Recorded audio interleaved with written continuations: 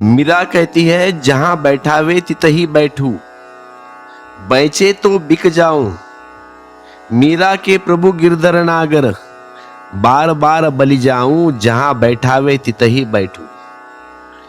मीरा कहती है अब वह जहां आज्ञा कर दे, कृष्ण जहां आज्ञा कर दे, उसकी आज्ञा बस मेरा जीवन है बा।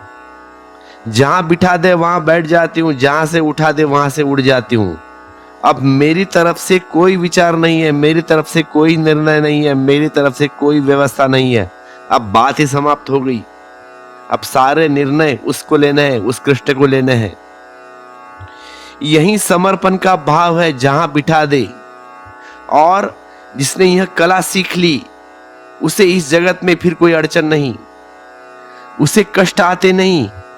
कष्ट आते तो इसीलिए है कि तुम उससे राजी नहीं होते।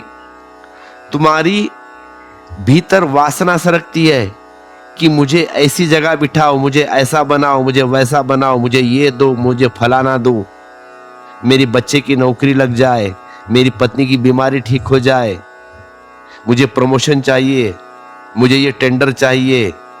और अगर वैसी बात नहीं बनती फिर तुम नाराज होते हो, और फिर नाराजगी पकड़ लेती है परमात्मा से। फिर संबंध छूट जाता है, क्रोध आता है, फिर संबंध टूट जाता है। बहुत सारे वृद्ध लोगों की एक ही तकलीफ रहती है कि हम अकेले हैं, चाहे पुरुष हो या स्त्री।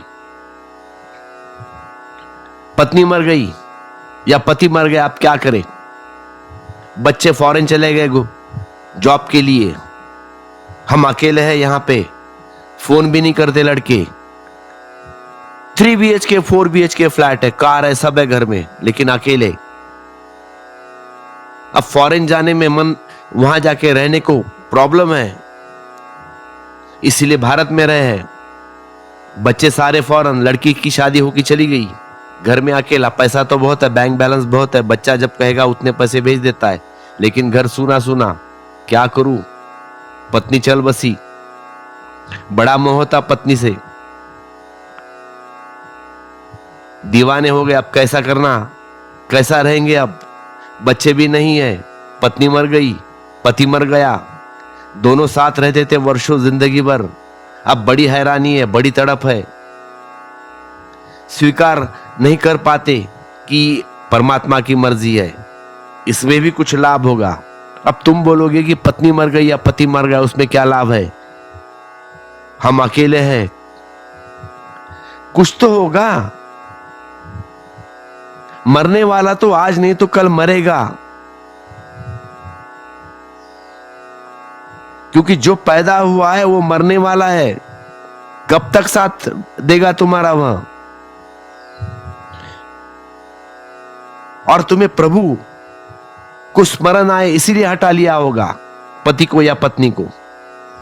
इसीलिए कहता हूं, क्षणभंगुर को छोड़ो और शाश्वत की तरफ उठो। नहीं, कोई पत्नी जिंदगी भर साथ नहीं देने वाली, ना कोई पति साथ देने वाला है, ना लड़का साथ देने वाला है, ना लड़की। एक ना एक दिन अकेले होना ही पड़ेगा। तो मैं आपसे कहता हूं, अब तो जागो मेरे भाई, अब तो गोपाल की सुध लो, अब तो कृष्ण की सुध लो। चाहे गोपाल हो या कृष्ण हो, या राम हो या राधा हो, कोई भी भगवान हो, तुम जिस भगवान को मानते हो, या गुरु नानक जी हो, अगर मुसलमान हो तो मोहम्मद पैगंबर हो या अल्लाह हो, जो भी, उसकी सुध लो, उस परमात्मा की। इसीलिए तुम्हारे पति को, तुम्हारे पत्नी को हटा लिया होगा भगवान ने, कि परमात्मा की तो याद आए। कब तक क्षणभंगुर में लगोगे? अब तो शाश्वत की तरफ उठो। भक्त ऐसा ही सोचेगा, अगर सही में भक्त है तो। भक्त सदा मार्ग खोज लेता है कि प्रभु ने चाहा है, कुछ अर्थ होगा। अगर प्रेमी को छीन लिया, पत्नी को छीन लिया, पति को छीन लिया, तो कुछ अर्थ होगा परमात्मा का। तो इसीलिए छीना है कि अब नए प्रेम की शुरुआत हो, एक नए प्रेम का जन्म हो। देह तो गई, देह से प्रेम किया था, वह टूट गया। अब अदेही से प्रेम करो, अदेही। अब ऐसे प्रेम करो जो कभी नहीं मरेगा, उससे प्रेम करो जो कभी नहीं मरने वाला। मरने वाले से तो बहुत प्रेम कर चुके तुम। आज तुम्हारी उम्र जो भी हो, 80, 85, 90, पति से प्रेम किया है, पत्नी से प्रेम किया है, बेटे से प्रेम किया है, लड़की से प्रेम किया है, जन्मों जन्मों से किया है, और हर बार फेल हो गए, हर बार तकलीफ हुई, हर बार बेचैनी हुई। तो अब तो उस परमात्मा की तरफ जाओ। अब वहीं रिपीट कितनी बार करोगे, घोलू के बैल की तरह। उसके प्रेम में पड़ो जिसकी कोई कभी मृत्यु नहीं। मेरी उनकी प्रीत पुरानी, उन बिन पल न रहा हूं। जहां बैठावे तितही बैठू, बेचे तो बिक जाऊं। और यह भाव होना चाहिए कि बेच दे, बिकने को राजी हूं मैं। मीरा कहती है मुझे बेच दो, मैं बिकने के लिए राजी हूं। ना नाचू जरा भी नहीं, नहीं उठेगी नहीं।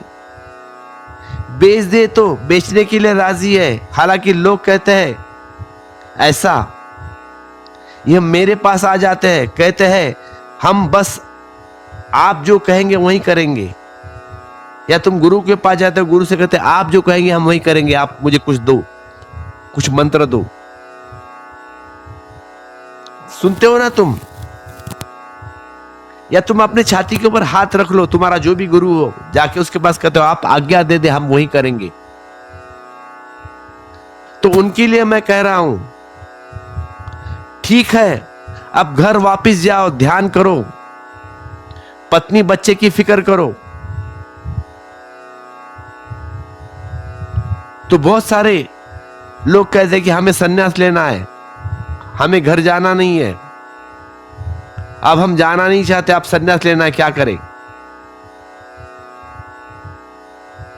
बाबा रे, संन्यास घर में भी रहकर भी हो सकता है, पत्नी के साथ रहकर भी हो सकता है, कहीं किसी आश्रम में जाने की गरज नहीं। जहां बैठे तित बैठूं, बेचे तो बिक जाऊं।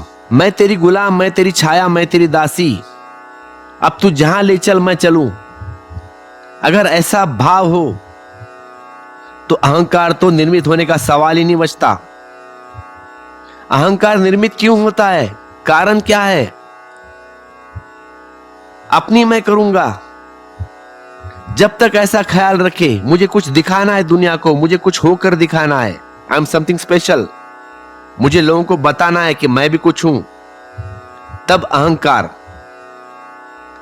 भक्त के जगत में अहंकार को कोई जगह नहीं है, संकल्प को कोई जगह नहीं है। भक्त के जगत में सिर्फ समर्पण चाहिए, मात्र समर्पण। मीरा मगन भई हरि गुण गाए, और हरि के गुण तुम तभी गा सकते हो जब यह भाव दशा तुम्हारी निर्मित हो गई हो, जब यह समर्पण आ गया हो, नहीं तो तुकबंदी होगी। मीरा तभी गा सकी, फिर मीरा ने नहीं गाया, मीरा तो बांस की पोगर हो गई, बांसुरी हो गई, गाया तो कृष्ण ने। वही है गायक, जहां बैठावे तितही बैठू, बेचे तो बिक जाऊं। यही तो बांस की पोगर हो गई तुम। अब जो मर्जी गाए तो गाए, न गाए तो न गाए। मीरा मगन भई हरि गुण गाए, और तब एक मगनता आती है, एक तल्लीनता आती है, तब एक समाधि उतरती है।